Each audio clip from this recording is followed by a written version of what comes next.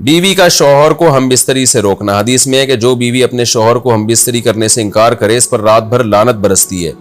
इस हदीस की वजाहत फरमा दें।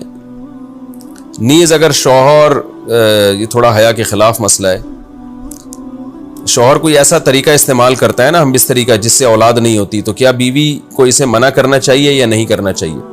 देखिए हदीस में आता है कि कोई शौहर अपनी बीवी को रात को अपने बिस्तर की तरफ बुलाए, ये किनाया यानी हमबिस्तरी करना चाहता हो, औरत मना कर दे, फरिश्ते उस पर सारी रात लानत भेजते हैं। बिल्कुल सही हदीस है। अब हमारे बाज़ स्कॉलर क्या करते हैं, जब उनसे ये बात पूछी जाए तो वो बात को घुमा देते हैं, सीधी सीधी बात नहीं बताते कि भाई ये शरीयत में मर्द का हक है कि औरत उसको हमबिस्तरी से नहीं रोक सकती, क्योंकि वीमेन राइट्स के नाम पे आजकल बहुत तहरीकें चल रही हैं। तो वो भी कुछ लिबरल स्कॉलर्स हैं जो हर वक्त जो है ना कोशिश करते हैं कि ख़वातीन हमसे नाराज़ ना हो जाएं। तो भाई आप शरीयत का हुक्म बताएं साफ साफ, चाहे औरत खुश होती है नाराज़ होती है, बाज़ हुकूक मर्दों के हैं बाज़ औरतों के हैं, तो वो बताने पड़ते हैं। तो इसी तरह औरत का भी हक, मर्द का भी हक ये है कि औरत, अगर मर्द उसको हमबिस्तरी के लिए बुलाता है तो औरत इस्लाम में मना नहीं कर सकती, उसके लिए गुनाह है। हाँ बीमार हो तो एक अलग बात है, बुखार है उसको, ये कोई वाकई बीमारी हो तो फिर एक अलग बात है। नॉर्मली उसको इजाज़त नहीं है कि वो शौहर को मना कर दे, बल्कि इसमें हदीस में बहुत सख्त ताकीद है। आप सल्लल्लाहु अलैहि वसल्लम की एक हदीस में यहाँ तक फरमाया कि औरत अगर यानी चूल्हे पे हो, रोटी पका रही हो, इस तरह की हदीस का मफहूम है, यानी बहुत बिजी भी हो तो भी उसको अपने काम को छोड़कर शौहर की ख्वाहिश को पूरा करना पड़ेगा।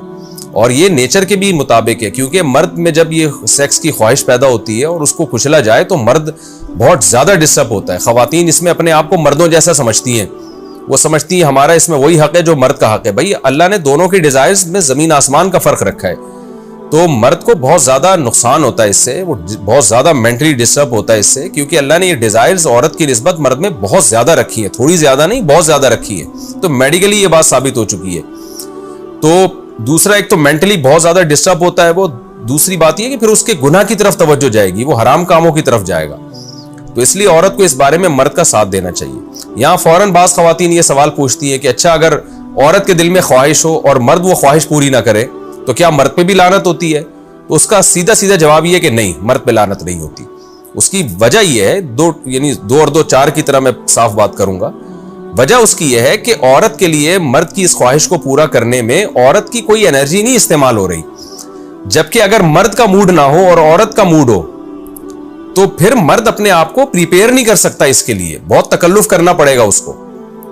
अखलाकी तौर पर तो ठीक है, मर्द को यही हुक्म दिया जाएगा कि ज़ौजा की ख्वाहिश को पूरा करे, लेकिन उस पर शरीयत ने लाजिम नहीं किया है, क्योंकि एक चीज मर्द के इख्तियार में नहीं है तो लाजिम कैसे हो सकती है?